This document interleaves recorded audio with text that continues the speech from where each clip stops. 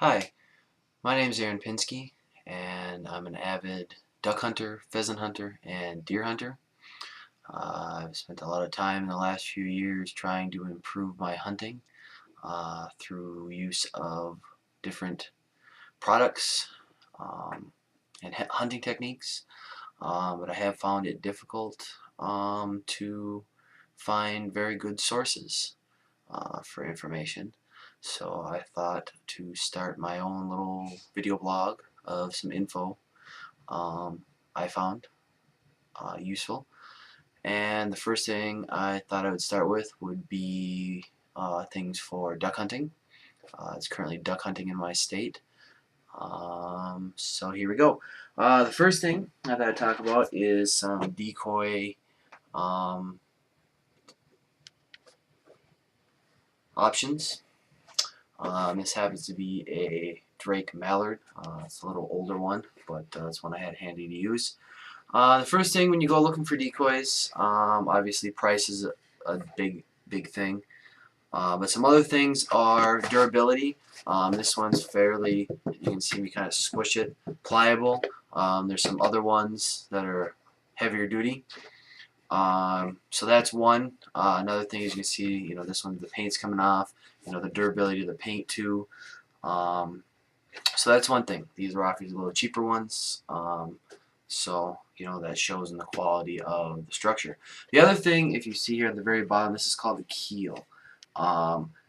There's two options. There's water keels, which basically it's hollow tube, and when you put it in the water, it fills up. The advantage to water keel is they move a little bit. They have more motion to them. But if it's on a real windy day, they also tend to flop over. So that's, it's all in what you're looking for. If you're doing more small puddles, ponds, water keel will probably be a little better because they'll pick up on that little bit of wind. But if you're on a big lake or river, these might not be the best. The other option is a weighted keel.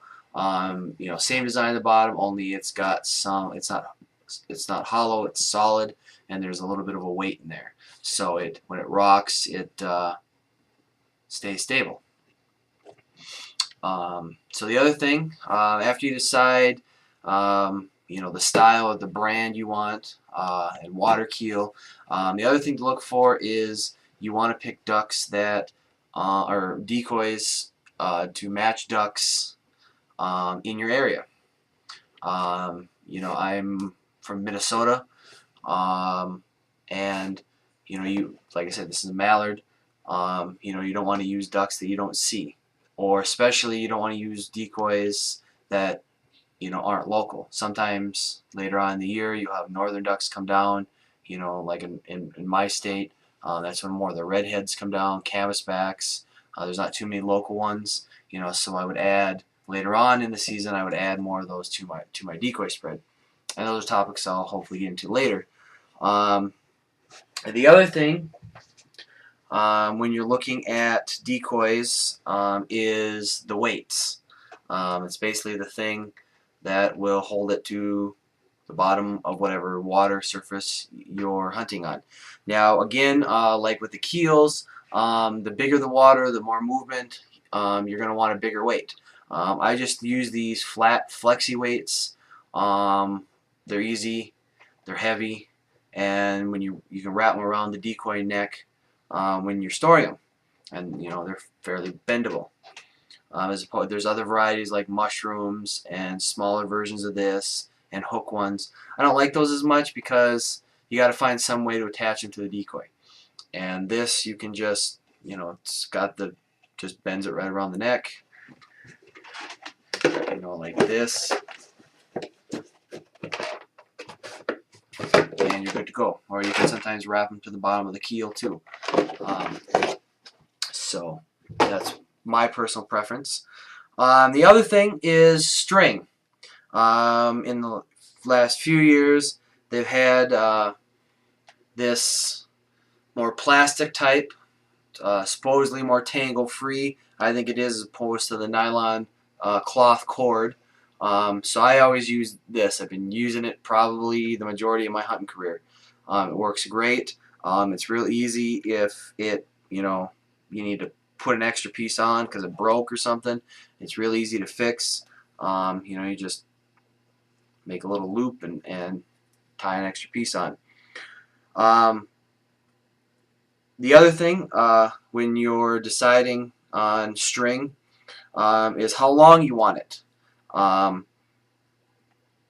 big concern is where you're hunting. If you're hunting, big lakes, you need to be concerned with how deep it is. So you might want to find out how deep the lake is where you're hunting, so you have enough cord.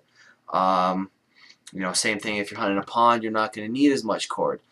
Me personally, I hunt a variety. I hunt lakes and ponds, and rather than have two different, one bag for lakes and one bag for ponds, I just use both, and I lengthen the max for lakes. And how I do it is it'll be hard to show in the video, but when I'm measuring it out, I just go as long as my arms can stretch back, and I do that like 3 times,